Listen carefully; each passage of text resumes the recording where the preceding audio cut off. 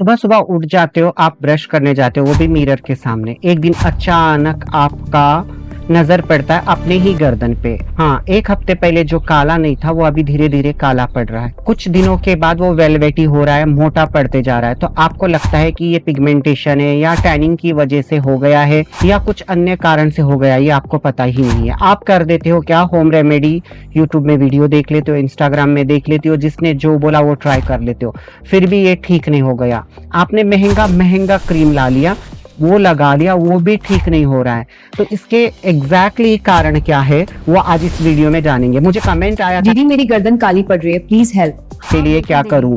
कुछ भी करने से पहले आपको ये जानना जरूरी है कि इसका कारण क्या है, ये क्यों हो रहा है, मैंने ऐसे क्या गड़बड़ कर दी जिसकी वजह से वो गड़बड़ मेरे गर्दन में आके दिख रहा है। तो आज हम इसी बारे में इस वीडियो में बात करेंगे। आपने अभी तक हमारे चैनल को सब्सक्राइब नहीं किया है तो हाई शांति गुरु को सब्सक्राइब कर लेना और कमेंट कर सकते हो जो भी आपके प्रॉब्लम्स है।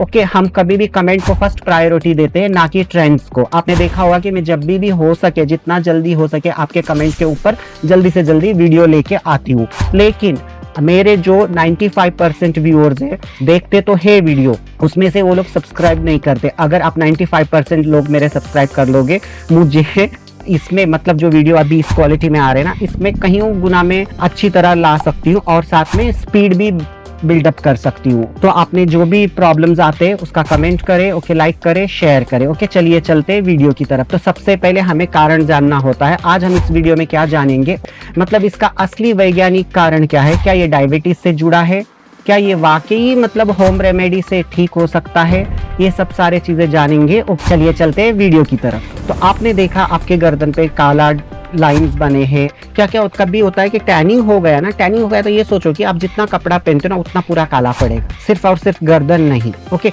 और ये है कि अगर आपका मतलब सिर्फ और सिर्फ गर्दन काला है तो ठीक है, लेकिन उसके साथ साथ आपके मतलब अंडर आर्म्स भी काले हैं, इवन कि जंघे के आजू बाजू यानी प्राइवेट पार्ट के आजू बाजू में भी आपका वेलवेटी स्किन है, उधर भी बार बार काला पड़ जाता है।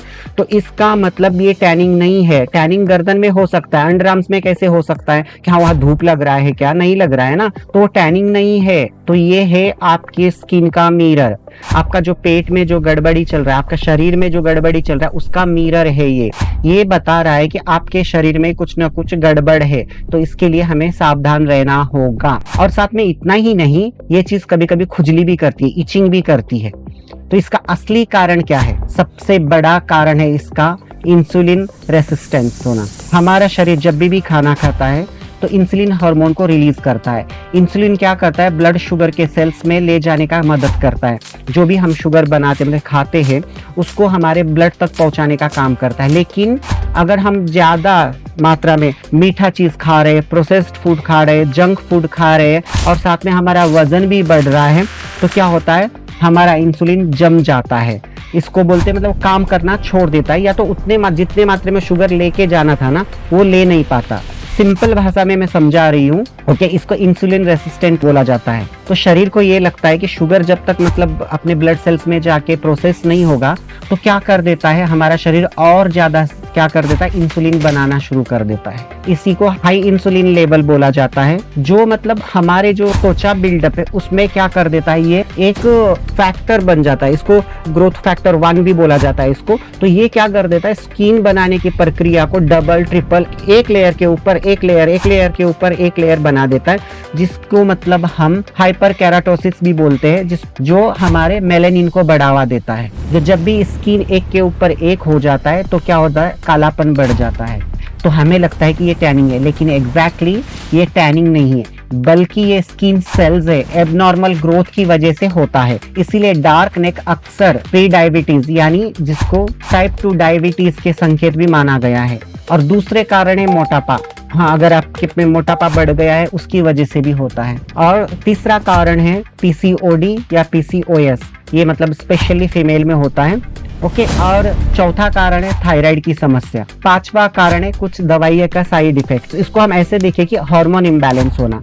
ओके, ये थायराइड हो गया, पीसीओएस हो गया, और दवाई की जो समस्या है ये एक ही में हम एक जगह रखते हैं, तो ये हार्मोनल इम्बैलेंस कर देते हैं, जिसकी वजह से हमारे मतलब बहुत सारे हार्मोन्स ऐसे रहते हैं जो मतलब इंसुलिन को ठीक तरह काम करने नहीं देते, इसकी वजह से होता है। अब जो मैंने दवाई की समस्या बोली थी, इसमें मतलब कुछ दवाई है जो आपके बॉडी के लिए सूट नहीं हो गए, जैसे कि स्टेरॉइड्स हो गए, बर्थ कंट्रोल पिल्स हो गए, ये सब लेते हो, इसकी वजह से भी ये हो सकता है।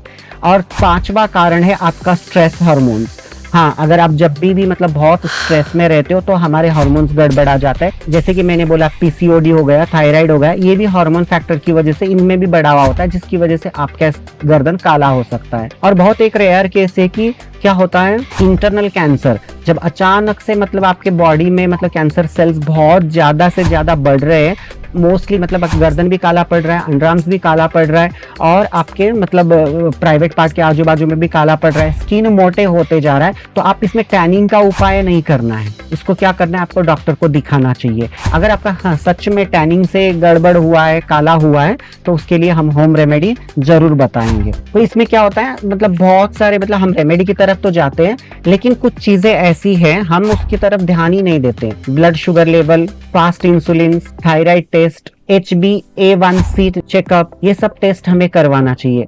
वजन कम करना चाहिए। सिर्फ अगर आपको ऐसा होता है ना, कभी कभी देखिए ऐसे होगा, होम रेमेडी की जगह आप वजन कम कर लीजिए। मतलब आप क्या कर रहे हो, 10 से 15% अपना वजन घटा देते हो ना, तो एग्जैक्टली वो पैचेस अपने आप काफी हद तक कम हो जाते हैं, ये आपको करना होगा। और दूसरा है कि इसमें डाइट में कंट्रोल करने के लिए लो शुगर वाले डाइट्स लेना चाहिए, और साथ में हाई लेवल जो फाइबर्स होते हैं वो वाले फूड कंजप्शन करना चाहिए, और होल फूड्स जो होता है वो लेने की कोशिश करें, ना कि प्रोसेस्ड फूड। अभी जैसे कि मैंने बोला कि वजन कम करने से भी आपका मतलब जो गर्दन का कालापन वो जा सकता है, अंडरआर्म्स का कालापन जा सकता है, प्राइवेट पार्ट के आजू बाजू में जो कालापन है वो जा सकता है। इसके लिए आपको एक्सरसाइज भी बहुत जरूरी है। अगर ये सब करके भी आपका फिर भी मतलब जो डार्कनेस कम नहीं हो रहा है, तो आपको एक बार आपको डॉक्टर को मिल लेना चाहिए। तो आज आपने जान लिए कि आपका गर्दन काला होने के पीछे, अंडरआर्म्स काला होने के पीछे, या प्राइवेट पार्ट के आजू बाजू में काला होने के पीछे एग्जैक्टली मतलब कारण क्या है। हमें